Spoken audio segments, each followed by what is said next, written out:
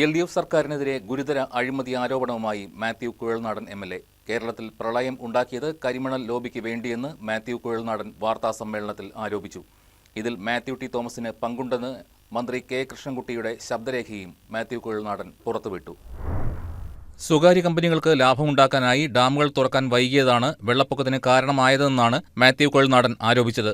അന്നത്തെ ജലസേന വകുപ്പ് മന്ത്രി മാത്യു ടി തോമസിനും LDFിലെ മറ്റു നേതാക്കൾക്കും ഇതിൽ പങ്കുണ്ടെന്നും കൃഷ്ണൻകുട്ടിയുടെ ഫോൺ സംഭാഷണം ചൂണ്ടിക്കാട്ടി മാത്യു കുഴൽനാടൻ ആരോപിച്ചു.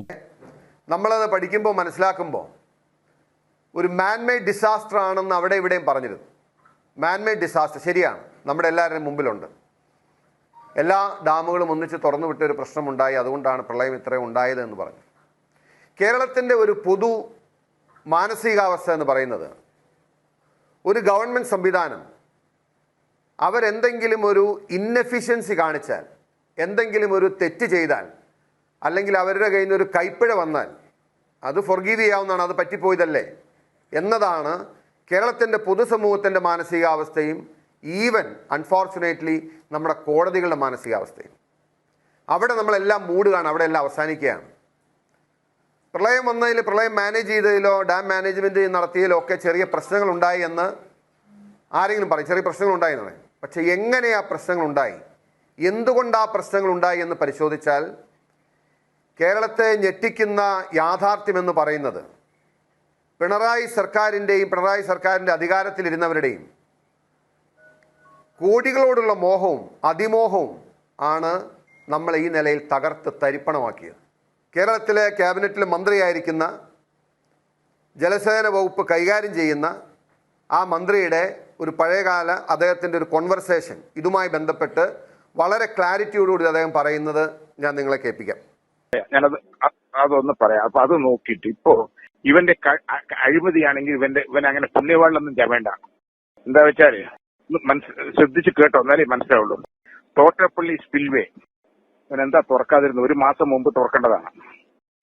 എക്സിക്യൂട്ടീവ് എഞ്ചിനീയർ തുറക്കണം ആവശ്യപ്പെട്ടും തുറക്കണ്ട പറഞ്ഞു. എന്താ കാരണം അറിയോ? അത് തുറന്നാൽ അതിന്റെ താഴെയുള്ള മണൽത്തിട്ടുണ്ട്, ആ മണൽത്തിട്ട് വെള്ളം കൊണ്ടുപോകും. ആ മണൽത്തിട്ടിന്റെ കരാർ എടുത്തിരിക്കുന്നത് മേരി മാതാവ് പറഞ്ഞ കോൺട്രാക്ടറാണ്. അവന് കൊടുത്തിരിക്കുന്നത് വെറും ക്യൂബിക് ഫീറ്റിന് 62 രൂപയ്ക്കാണ്. 1400 ക്യൂസെക്സ് വെള്ളം കൊണ്ടുപോകാൻ കൊണ്ടൂർ കനാലിൽ കൂടെ തമിഴ്നാട് കൊണ്ടുപോകാനുള്ള കപ്പാസിറ്റി ഉണ്ട്. 800 കൊണ്ടുപോയുള്ളൂ. 35 മെഗാവാട്ട് അവിടെ ഇലക്ട്രിസിറ്റി ഉൽപ്പാദിപ്പിക്കേണ്ട, അവിടെ 20 മെഗാവാട്ടേ ഉൽപ്പാദിപ്പിച്ചു. എന്താ കാരണം? അവിടെ 100-200 കോടി ഉറുപ്പിയുടെ വർക്ക് നടക്കുന്നുണ്ട് ഇവിടെ തമിഴ്നാട്ടിൽ. ഈ വെള്ളം പോയാൽ ആ വർക്കിന് മുഴുവൻ വയ്ക്കുക ആ കരാറുകാരനാണ് ഇതിൽ വന്ന് കണ്ടത്. ആ കരാറുകാരൻ ജോഷിനെ കണ്ട് ഇവർക്ക് ഒരു വീതം കൊടുത്തപ്പോ ആ വെള്ളത്തിന് എന്ത് ചെയ്തു? പെരിങ്ങൽ കുത്തിരിക്ക് തുറന്നു വിട്ടു. ചാലക്കുടി പുഴപ്പും അങ്ങനെയാണ് ചാലക്കുടി പുഴ മുഴുവൻ പോയത്. കൃഷ്ണൻകുട്ടി സ്വന്തം പാർട്ടിയിലെ ഒരു മുതിർന്ന അംഗത്തോട് സംസാരിക്കുന്നതാണ് ഫോൺ സംഭാഷണത്തിൽ ഉള്ളതെന്ന് മാത്യു കുഴൽനാടൻ പറഞ്ഞു. അധികം പുണ്യാളനൊന്നും ചമയണ്ടായെന്ന് കൃഷ്ണൻകുട്ടി പറയുന്നത് സ്വന്തം പാർട്ടിയിലെ തന്നെ അംഗമായ മാത്യു ടി തോമസിനെ കുറിച്ചാണെന്നും അദ്ദേഹം കൂട്ടിച്ചേർത്തു. തോട്ടപ്പള്ളി സ്പിൽവേ തുറക്കാൻ വൈകിയതാണ് പ്രളയത്തിനുള്ള കാരണങ്ങളിൽ ഒന്നെന്ന് ഫോൺ സംഭാഷണത്തിൽ പറയുന്നു.